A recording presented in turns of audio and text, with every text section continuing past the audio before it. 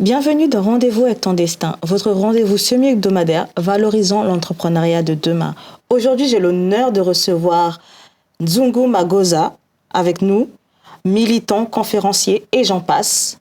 En fait, quand vous parlez vous revenez souvent sur l'antisémitisme pour essayer de banaliser le combat du racisme. Là, vous me parlez de ses propos, il n'est pas présent, je ne pourrais pas répondre à sa place. C'est parce que je dis simplement, on n'a pas fait le recensement. Oui. Le recensement permet d'identifier qui est congolais, qui n'est pas. Ça prouve simplement qu'à un moment donné, on ne peut pas continuer à défendre la souveraineté d'un pays avec des militaires qui ne sont pas là pour l'intérêt général. Bonjour à toi. Bonjour. Merci en tout cas pour l'invitation. Merci à toi de l'avoir accepté. Normal. Alors, on a beaucoup de choses à dire. Peux-tu d'abord, on va revenir à l'essentiel, on va revenir à la genèse. Peux-tu nous parler de toi? Qui est Magoza? Magoza, c'est un gamin de Kinshasa. Je suis né au Congo. Je suis né à l'époque du Zaïre. Je suis né à l'époque du Zaïre. J'ai grandi et étudié au Congo et ensuite j'ai fait des allers-retours vers l'Europe. Puis définitivement, je me suis installé en France et j'ai été scolarisé ici, j'ai eu mes diplômes ici. Mes premiers boulots étaient en France et j'ai quasiment fait, j'ai fait un long parcours en France. Et aujourd'hui, je suis conférencier. Je suis professeur avec la Kid Coaching Academy de Kouki Tavares. On donne des cours en ligne aux enfants noirs sur l'histoire des Noirs, sur l'éducation financière, sur les soft kids. On essaie de les formater, les préparer à cette société qui est assez violente. Et en parallèle, je suis aussi un acteur politique congolais qui postule à la députation provinciale à la circonscription de Lukunga à Mongafula. C'est à peu près ça, mais il y a d'autres casquettes. Mais c'est tellement long que je me dis, j'ai l'impression d'avoir une cinquantaine d'années. Mais on a essayé de faire le maximum de choses possibles. C'est à peu près ça. Alors aujourd'hui, on va plus s'orienter vers le côté politique. Quel message aimerais-tu passer à travers cette campagne, justement? Déjà, le message, c'est l'éducation civique et morale. C'est un cours que j'avais quand j'étais plus jeune au Congo. Dans ce cours-là, on nous apprenait à nous définir en tant que nation et non en tant que tribu. Et on apprenait également l'importance des symboles, le drapeau, l'hymne national, vivre en société et le civisme. Aujourd'hui, ça se perd un peu plus au Congo, donc je vais vraiment marteler sur ça parce que le niveau d'instruction au Congo aujourd'hui est très bas. Et même pas qu'au Congo, au niveau de l'Afrique et même au niveau de l'Europe, aujourd'hui, on voit les réalités avec les baisses de budget au niveau européen et le niveau d'organisation du système scolaire africain calqué sur les réalités européennes, alors qu'on est des Africains. Il y aura l'éducation civique et morale, il y aura aussi le retour sur les réalités des populations de ma circonscription. On a des problèmes d'érosion. Il faudra un vrai projet d'urbanisation. On a un problème d'insécurité. Avec les phénomènes Kuluna, moi, quand j'étais plus jeune, ils n'existaient pas. Je pense qu'aujourd'hui, la société évolue avec des nouveaux phénomènes. Mais pour les Kuluna, je pense plutôt que c'est l'inactivité, en fait, qui crée ce genre de phénomène. Parce que si on les occupe avec des métiers, je ne pense pas qu'ils auront le temps d'aller faire ce genre de désordre dans les rues. Et après aussi, on a un projet sur tout ce qui est création d'emplois. D'accord. Je lance ma plateforme, ma plateforme, qui va réunir la diaspora et les Congolais du pays. Et je vais essayer d'axer le projet sur des entrepreneurs qui viendront investir et créer des emplois à Mongafula. Parce qu'aujourd'hui, il y a beaucoup d'entrepreneurs congolais qui souhaitent aller au Congo, mais qui n'ont pas le réseau, qui n'ont pas le carnet d'adresse et qui ne connaissent pas le terrain. Donc nous, on va donner dans Ujima la possibilité d'être membre, de cotiser. Le Congolais a du mal avec la cotisation. Et très souvent, ils se plaignent que les acteurs qui créent des partis politiques mettent leurs enfants parce que c'est eux qui financent tout. Changer cette réalité-là et ensuite on aura d'autres projets qui sont un peu spécifiques, le contrôle des lois et de remettre aussi un peu une forme de propriété dans la ville de Kinshasa parce que je trouve qu'aujourd'hui on a délaissé tous ces projets un peu urbains. On nous avait parlé de Kinbopeto du gouverneur, mais aujourd'hui c'est un peu caduc. Alors là, il y a beaucoup de choses à faire, mais l'axe le principal c'est l'éducation et surtout le civisme. Parce qu'aujourd'hui au Congo on a l'insulte facile. D'accord, ouais, ça en fait des choses. Au travail. Penses-tu pouvoir faire la différence à ce poste? Moi, je ne suis pas magicien, mais comme je dis souvent, j'ai une bonne équipe. Et je suis quelqu'un qui écoute les personnes qui sont dans mon équipe. Et je pense que je vais utiliser le cerveau collectif. Je ne peux pas tout maîtriser, j'essaie de me former au maximum, mais il y a des domaines que je ne maîtrise pas. Et quand je ne maîtrise pas, je fais appel aux meilleurs. Maintenant, il y a beaucoup de Congolais qui sont compétents dans plusieurs domaines. Bon, là, ce problème d'ego, de jalousie, on va se dire, si j'appelle ce frère ou cette sœur-là, elle va essayer de briller. Moi, j'ai besoin que tu brilles pour le Congo. Le reste, ça m'intéresse pas. Donc, je vais essayer de... Dans Oji, ma plateforme, il y aura des cerveaux, des moyens financiers, le réseautage. Bon, maintenant, dans mon équipe, j'ai aussi des personnes qui ont des compétences et quand on n'arrive pas, on va voir à l'extérieur, mais en restant d'abord sur la communauté congolaise, mettre en avant les talents congolais. Donc, je pense pas que j'aurai la prétention de dire que je serai meilleur que les autres. Je vais essayer d'apporter ma part et on va essayer de faire face aussi aux réalités du pays, parce qu'on a d'autres réalités qui sont assez complexes. De l'extérieur, on peut penser que c'est simple, mais je passe beaucoup de temps avec les habitants de Mongafula et je sais qu'il y a trop de problèmes et on ne peut pas venir avec un coup de baguette magique et faire la différence. régler, ouais. Pour moi, avoir la nuance et le pragmatisme de ne pas faire de discours démagogiques. On ne va pas leur ramener la lune. Ouais. On va essayer de faire le maximum en tenant compte de leurs besoins et de leur réalité. Penses-tu que ces années en Europe peuvent être pour toi plutôt une force ou un handicap? C'est pas forcément une force parce que, comme je dis souvent à beaucoup de jeunes Congolais, quand on rentre au Congo, parce que le Congo, c'est pas que Kinshasa, faut se réadapter aux réalités. Certes, je suis né là-bas. Ce qui me sauve un peu, c'est que je parle un très bon lingala. Mais la réalité, j'ai dû me réadapter à la réalité, prendre les motos. Nous, on n'avait pas les motos à l'époque du Zaïre. Prendre les motos, prendre les transports, se faire face à certains endroits, il y a des koulounas, tout ça, c'est des expériences nouvelles. Mais après, on doit se réadapter, observer, regarder comment ça fonctionne et pas venir en sauveur. Maintenant, beaucoup de nous de la diaspora ont cette impression et cette tendance à revenir en étant des sauveurs blancs. On n'est pas des sauveurs. Maintenant, je pense simplement que c'est l'avantage de l'extérieur, c'est qu'on a vu le monde différemment. Maintenant, quand on revient au Congo, la réalité, c'est le terrain. Le terrain, nous, on ne le connaît pas très bien. D'où il faut s'entourer des personnes qui sont toujours dans le terrain. C'est pour ça que je dis j'ai des potes, des petits qui sont très connectés dans les problèmes de la réalité de Mongafula. Il y en a des fois, je leur dis, va au fin fond de Mongafula. Ils me disent pourquoi. Je dis parce que Mongafula, c'est pas que la partie ville-ville, il faut aller aussi à l'intérieur. Parce que c'est très grand. Ça part quand même ça part de carrément vers Rond-Point-Gaba jusque vers Mitendi, vers Mboudi, vers la cité de l'Oyua. Donc c'est vraiment très décomposé. Donc venir dire qu'on sera des magiciens, c'est compliqué. Mais je pense simplement qu'on doit se réadapter à la réalité. Et j'aime bien provoquer certains Congolais de la diaspora. Il faut se réintégrer dans son propre pays. Et ça, souvent, on n'aime pas parce que beaucoup viennent en étant supérieurs au terrain, en pensant qu'ils connaissent plus que celui qui est sur le terrain. Mais la réalité, c'est que le terrain, ça appartient à ceux qui sont sur le terrain. Tout simplement. Exactement.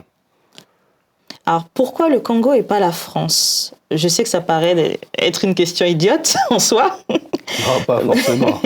Mais après, je pense que Marcus Garvey disait « tous les Noirs ne seront pas utiles en Afrique ». Donc, il y a forcément des Noirs qui seront plus à l'aise en Europe et d'autres qui seront plus à l'aise sur le continent. Maintenant, je pense que le fait que je sois né là-bas, le fait que j'ai cet attachement à l'Afrique fait que je laisse mes frères et sœurs faire le travail en France. Moi, je vais plutôt me concentrer sur le continent. Parce que Marcus Garvey disait qu'il y a des Noirs qui risquent de rentrer au continent et travailler pour des Blancs au continent, c'est la double peine. L'objectif pour moi, c'est que les Congolais, on puisse reprendre l'activité économique parce que c'est souvent détenu aujourd'hui par des étrangers. On recrée de l'emploi et nous-mêmes, nous nous occupons de nos frères et sœurs. Et ensuite, l'État va devoir nous respecter, comprendre qu'on ne peut pas attribuer le marché à des étrangers chez nous. Mais la différence, c'est que ces étrangers-là, ils viennent en groupe. Le Congolais, il investit tout seul. Il faut essayer de créer des groupes d'investissement entre Congolais pour pouvoir avoir le réseau, les cerveaux et la capacité de sauter les lignes. Par exemple, quand vous êtes face à un étranger au Congo, il a le bras long, il va appeler des autorités, il pourra vous marcher dessus. Mais si c'est vous qui faites l'inverse, et que ces autorités-là se rendent compte que c'est des Congolais qui veulent à tout prix, malgré les blocages du pays, investir au pays, c'est nous qui reprenons le contrôle sur l'économie congolaise. C'est un vrai combat. Ce combat-là, c'est un combat qui est évident parce que ceux qui nourrissent le Congo sont des Congolais, mais on les appelle des fainéants, ceux qui vendent de l'eau et les mamans qui vendent des légumes. C'est eux qui nourrissent les Congolais aujourd'hui. Maintenant, l'élite va dans ces restaurants qui appartiennent aux étrangers, mais l'élite ne représente pas la majorité du peuple. Il ne faudrait pas qu'on oublie ça. C'est pour ça que je dis que le jour où le peuple d'en bas sera éveillé et conscient, Il y a beaucoup d'élites qui ne vont pas faire tous les tapages qu'ils font au Congo. C'est parce que la population est dans une forme de misère qu'elle accepte des miettes. Mais le jour où cette population décide de plus accepter les miettes, je ne pense pas que ceux qui font faronde sur le boulevard, ils vont le faire. Hein. Parce qu'une population qui est consciente, elle laisse plus passer tout et n'importe quoi.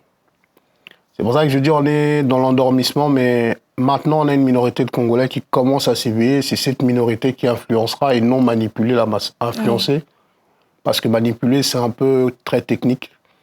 Mais influencer, pourquoi pas? C'est comme ça que je dis le changement, il est possible parce qu'on a une nouvelle génération qui est déconnectée de tout ce qui est complexe que les anciennes générations avaient avant. Oui. C'est à peu près ça. Mais après, je pense qu'on va récupérer l'économie. Parce que là, je porte un t-shirt, c'est Match Quota, c'est pour nous. Oui. C'est un Congolais. Très sympa d'ailleurs. C'est un Congolais qui le fait, il a 2 boutiques à Kinshasa. Il a une boutique à Niangwe, c'est Match Quota. Tout ce qui est passeport, c'est nous. S'il n'y a pas le logo ici, c'est pas à nous, c'est des contrefaçons. Mais malgré ça, on a quand même toléré que la contrefaçon se vende. Mais c'est un Congolais qui a créé des emplois. Il fabrique tout à Paris, il envoie ça à Kinshasa.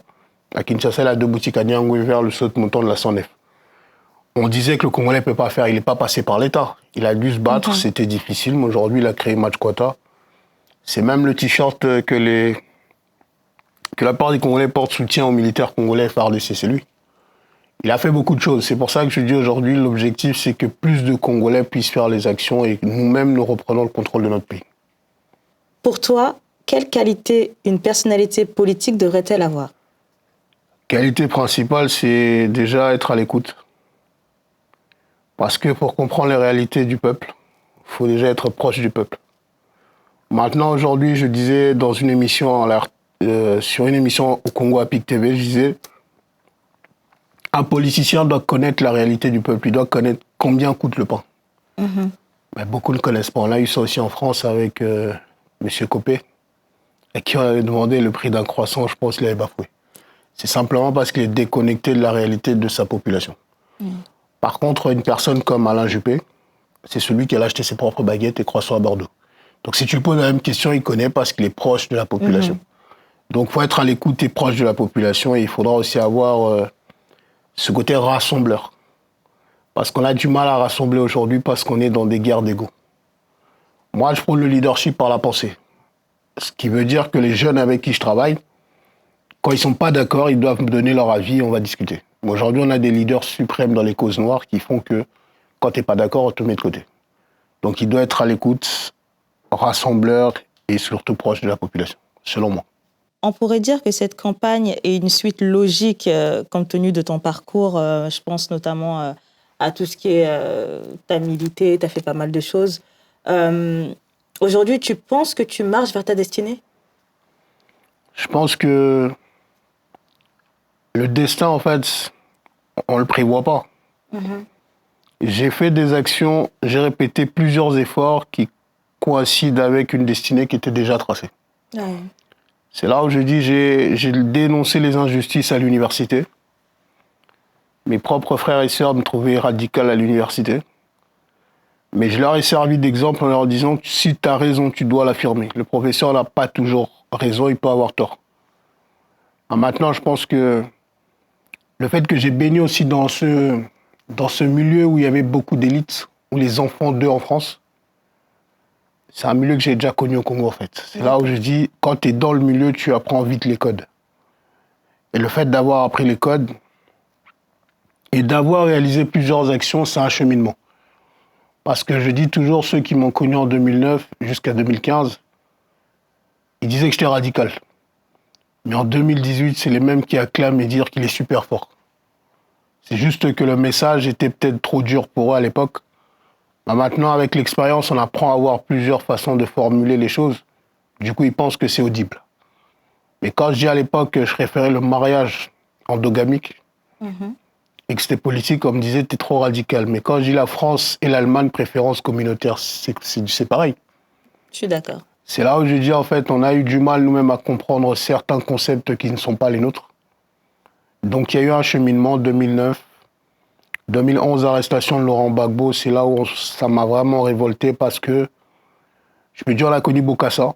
On nous racontait des histoires et Laurent Gbagbo se fait arrêter chez lui et tous les pays africains regardaient. Ça nous pousse à nous questionner. En 2014-15, je rencontre mon mentor, un Sénégalais qui avait une boutique à Châtelet, Soulan Brothers, qui me demande de créer ma première bibliothèque noire. Je commence à lire des livres sur des auteurs noirs. Le premier, c'était Marcus Garvey, L'homme au chapeau. Et après, je suis allé sur du Cheikh Anta Diop, du Frantz Fanon, du Théophile Obenga. J'ai rencontré des personnes comme Kalala Omotunde, Raik Gomis, Hamza Boukari. Je les ai tous fréquentés, d'autres qui ont même donné des conférences. Ça te pousse à voir le monde différemment. Après, on comprend qu'il y a des injustices qui sont souvent invisibles, qu'on n'arrive pas à voir. Et ça te pousse maintenant à te rediriger aussi sur les questions politiques africaines et géopolitiques. Et comme je suis quelqu'un qui met beaucoup l'histoire déjà, donc c'est des choses qui reviennent. Et quand on fait une comparaison avec ce qui se passe en Occident, on comprend maintenant les mécanismes de manipulation. Et ensuite de ça, après plusieurs actions sur d'autres pays africains, on commence à se poser la question de savoir pourquoi pas le Congo. Ouais. Et du coup, c'est une suite logique parce que, de par toutes les actions que j'ai réalisées, ça a été fait dans des pays où j'étais pas légitime. Parce que pas originaire de ce pays-là. Maintenant, quand tu rentres chez toi et que tu as aussi l'opposition de ton peuple, parce que beaucoup estimaient que je faisais trop pour les autres, c'est là où tu dis en fait, on ne peut pas faire l'unanimité, mais on va essayer de faire notre part. Et après, la question politique au Congo, c'est parce qu'il y a cet intérêt pour le Congo et le fait que papa ait fait de la politique, je pense que c'est transgénérationnel et du coup, on arrive à ce cheminement.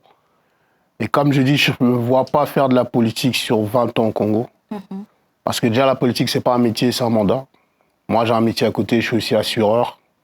Donc, dans l'idéal, quand je rentre au Congo, c'est soit pour donner des cours à l'université en économie, ou soit travailler dans un domaine privé, mais je ne veux pas faire juste la politique. C'est comme ça, en fait, qu'on crée des activités que les Congolais appellent rétrocommission, qui est interdit, bien sûr, mais au Congo, on te dira qu'une personne qui n'a pas de salaire vit avec des transactions de coopération. Donc, c'est de la rétrocommission. C'est pour ça que je dis qu'il y a un mécanisme qui est banalisé. Pour éviter ça, il faut se créer des alternatives et des opportunités pour avoir de l'argent qui est légal.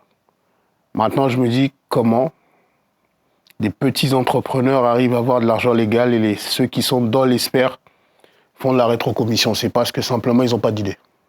Tout simplement. C'est à peu près ça. Après, le cheminement politique, c'est action panafricaine, pensée panafricaine, amour pour la géopolitique, géostratégie et l'intérêt de l'Est du Congo. C'est ce qui me pousse aussi à rentrer en politique. Parce que je constate que les acteurs politiques congolais ne maîtrisent pas la zone de l'Est. Tu penses que c'est un peu une zone qui est abandonnée ? C'est pas abandonné parce que je pense que si on comprend la zone de l'Est, on ne fera pas les choix qui ont été faits actuellement. Par exemple, adhérer dans l'East Africa, c'est une grosse connerie parce que East Africa regroupe des pays qui veulent avoir les terres du Congo.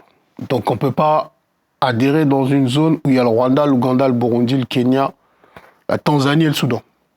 Ils font tous partie de l'empire IMA, que beaucoup vont contester, mais bon, c'est un empire qui les regroupe à l'époque.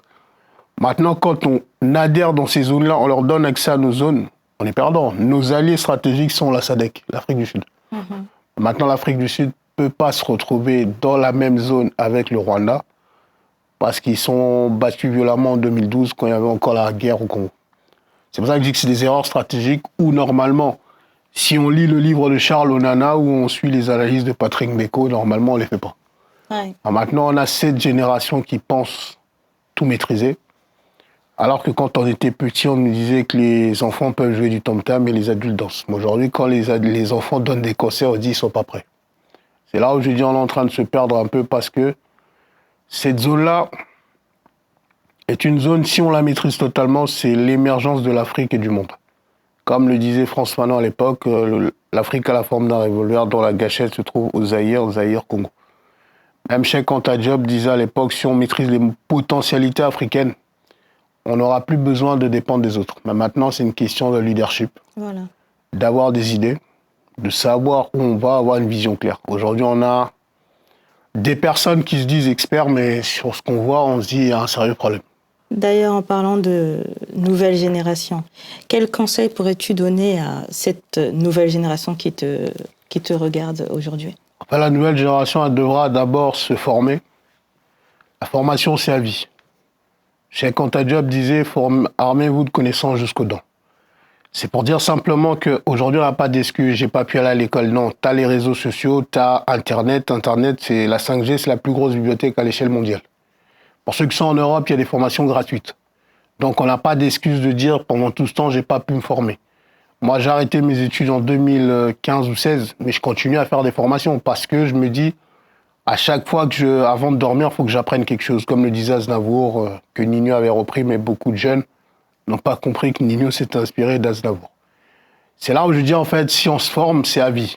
C'est un investissement immatériel. Tout ce que je dis dans l'émission, je ne perds rien. Au contraire, j'apprends en échangeant avec les autres. Maintenant, sans formation, on sera vulnérable dans ce monde dans lequel on est en train de vivre. Formez-vous, faites des recherches, avoir accès à l'information. La plupart des jeunes aujourd'hui sont connectés sur les médias mainstream. Les informations qui sont données là-bas n'ont pas de valeur ajoutée pour vous. C'est à vous de chercher l'information, de vous former, de trouver des mentors. Un mentor, c'est une personne qui t'accompagnera à réaliser certains objectifs. Mais il faudrait que toi-même, tu définisses déjà tes objectifs. Ensuite de ça, suivez des pages qui vous apportent des contenus qualificatifs. Par exemple, je disais que j'ai un jeune frère qui s'appelle Pierre Damougou sur Instagram, qui a créé la page étudiants ambitieux. Il aide des étudiants à avoir leur master. Quand je vois qu'il a partagé un jeune frère qui avait eu 15, je me dis, j'aurais aimé à mon époque avoir ce genre d'étudiants qui ont déjà fini, mais qui accompagnent les jeunes étudiants aujourd'hui. Donc c'est de la formation à vie. Et après, il faudra aussi apprendre à avoir plus de mots.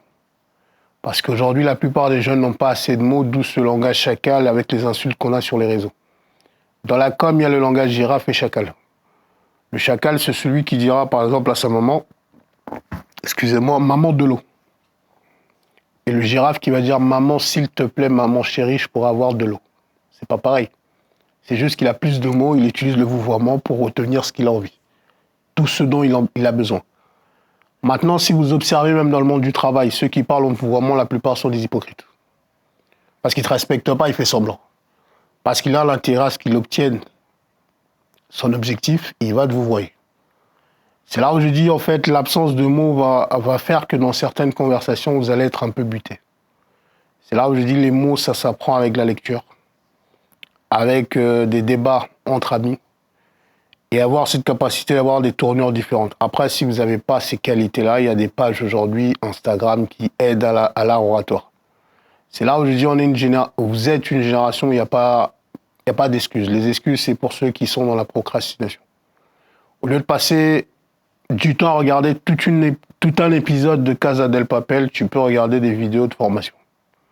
C'est une question de choix et de réalité. C'est là où je dis, le cerveau, il a deux zones. La zone pensée, la zone émotion. On est plus, de par notre histoire, ça risque de choquer certains, mais bon bref, il faut faire des recherches, de par notre histoire des Afro, on est plus axé sur la partie émotion. Maintenant, c'est à toi de reprogrammer ton cerveau de façon à te dire que j'ai tant de temps de la partie réflexion et très peu de temps de la partie émotion. L'émotion apporte le plaisir immédiat. C'est comme une personne qui monte dans un live où ça s'insulte, il n'a pas besoin de réfléchir. Donc il est là, il est en train de regarder le Congo ça. Et s'il est dans un live où ça va le pousser à se concentrer, suivre ce que les gens vont dire, ça demande à ce que ton cerveau soit vraiment concentré. Faire fournir des efforts à ton cerveau, c'est pas évident, si t'es pas habitué. Mais par exemple, quand tu es au travail, tu fournis des efforts parce que c'est l'intérêt du travail. Donc c'est une question d'organisation du cerveau. Donc c'est tous ces skills-là qu'ils doivent utiliser parce que il n'y a pas besoin d'aller à l'école aujourd'hui. L'école nous apprend à obéir, pas à réfléchir. Sauf que si tu apprends à réfléchir par toi-même, tu éviteras la pensée unique qu'on a connue pendant le confinement. Merci Magoza pour cette interview. C'était très instructif. Merci à toi. Et je vous donne rendez-vous la semaine prochaine pour un nouveau profil.